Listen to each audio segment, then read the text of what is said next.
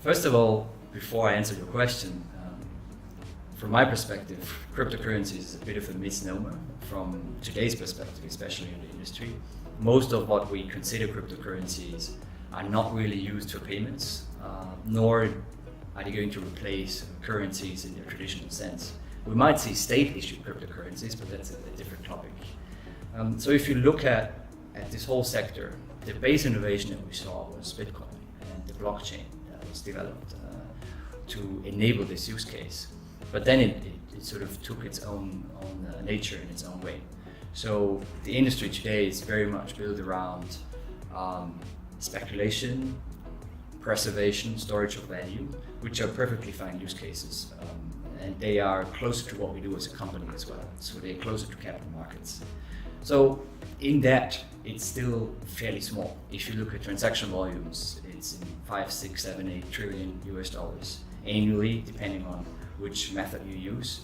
The equity markets are at 80, 90, 100 trillion US dollars in traded volume, so we still have a long way to go.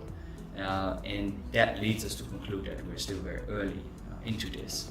And cryptocurrencies, as they stand today, are really just a subclass, what we consider crypto assets. And crypto assets will be much broader, specifically if you think about the mechanism of tokenizing assets, real assets, intangible assets, making existing assets tradable.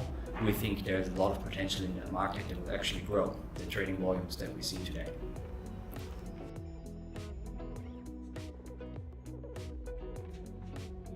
So we built CryptoFabrik to acknowledge this development and to support businesses who see the same development, who want to offer professional trading services in the space.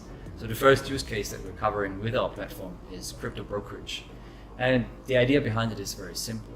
Businesses will go out and offer trading or exposure to crypto assets in a user-friendly way, straightforward way. And that requires a brokerage kind of model, which again requires technology supporting that. And this is what we already have at FinFabrik. We have a lot of experience with, and we ported that over to also support crypto assets. And so far, the feedback we got is very, very positive on that.